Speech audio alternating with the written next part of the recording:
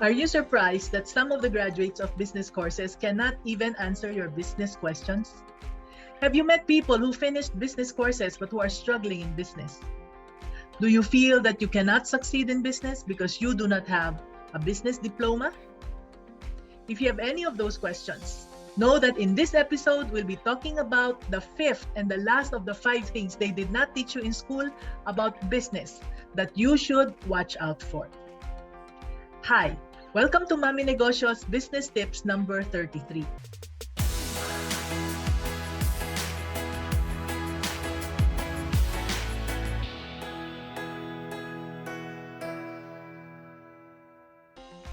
Let me tell you another story today. I will never buy from this brand again, my husband said angrily the other day. After waiting for many minutes on his cell phone to talk to a live customer service agent, he was asked to call a different number because, according to them, they belong to the customer service department and they cannot solve maintenance problems. So he called the maintenance department. And after he did that, his call was passed from one person to another person for a few minutes before he finally got attended to, only to be told that they could not help him because they no longer carry the parts of the model that we have. How many times has that happened to you? Whether as a customer, a supplier, or an employee? What if the customer or the supplier or even the employee decides to leave the company? Your business suffers, right? You see, it all starts in schools. Teachers are divided into departments. And more often than not, they don't talk to each other about how to work together in helping students learn.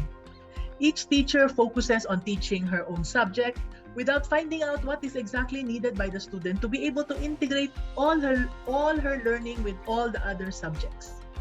Sadly, because if this was the way a business owner was trained, this is also how she perceives business, in terms of departments. And it takes her a long time to realize that for a business to succeed, all the subjects, all the departments have to be integrated and to be interrelated. That was also what I learned in the hard way in the last 40 years that I was in business. I did not like accounting. I never did, and I don't think I'll ever will. I did not like accounting and finance. I still do not. So I felt that with accounting and finance department, they will just have to take care of everything. As someone who is basically shy, I also could not sell. So I left sales to the sales department head. But I loved HR, marketing, and the purchasing inventory departments. So as a business owner, that was where I spent my time because those were the departments I would love to focus on. And that was disastrous for me. There came a time when we were marketing very well. We had lots of inventory and we hired good people for sales. The problem was that our sales staff did not have the process and systems needed for them to be motivated towards sales. What was happening was that we required them to make so many reports for marketing and finance. They were too busy making reports to sell. As a result, our sales suffered. We were not able to sell enough for us to really make money. Now, I love purchasing, so we kept buying and buying beautiful merchandise to sell. But because sales were low, we borrowed to pay our suppliers again and again. All I monitored were the payments to the suppliers and to the creditors. I just made sure that we had money to fund our checks. Little did I know that we had too much inventory in our stores and that interest expense we were paying was eating up all our profits. It was only later that I learned this valuable lesson. We cannot have favorite tasks in business. We need to do everything together at the same pace, whether we like the tasks or not. This is why, with my mentees in my programs, I would emphasize this. Everything in business is interrelated. And even if you're starting your business alone, even if you do not like to, you have to learn how to do everything. What I noticed is that the thing most of my mentees hate is the accounting part of the business, including those who finish business courses in the best schools. I was just talking with someone the other day and she told me that she's only using simple accounting. When I asked what it is, she said that she only monitors the payables and receivables. She also lists down their daily sales. But like most of my mentees, she enjoys selling and purchasing. A lot of my mentees love production, especially when they are creative. They love baking and the creation of new products so much that they make their business with that, okay, as an excuse for not doing the accounting. Anyway, Mommy and they would say, I'm the only one handling the money and I will not steal from myself, right?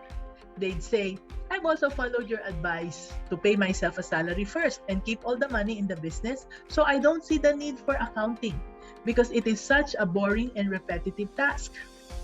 Now, I don't blame you. I had an employee who had a home business on the side, and she's even a CPA who used to head our accounting department. I was surprised to learn that she had no accounting in her business, in her own business, for the same reason. She shared that her husband wanted to see the financial statements of their business, but she replied, I'm tired the whole day looking at numbers already. When I get home, please give me a break. We can live without accounting, that's what she said. But she was wrong. Without proper accounting, what she only saw was the flow of money in her business. She did not know how much she made from each product.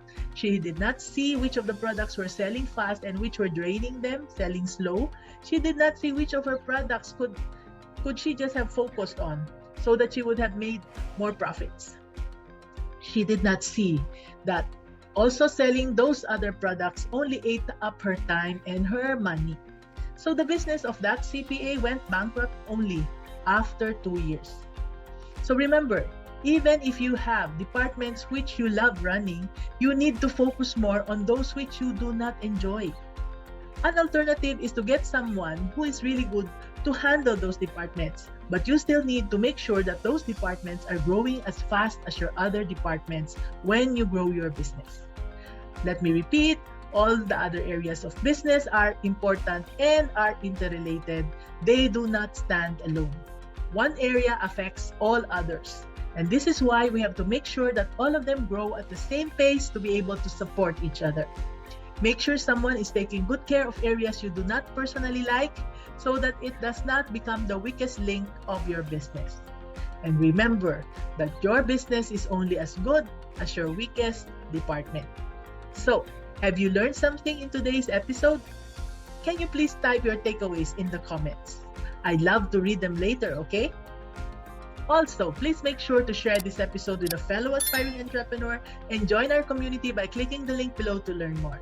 This is Mommy N, your Mommy Negosyo, saying, be business-minded.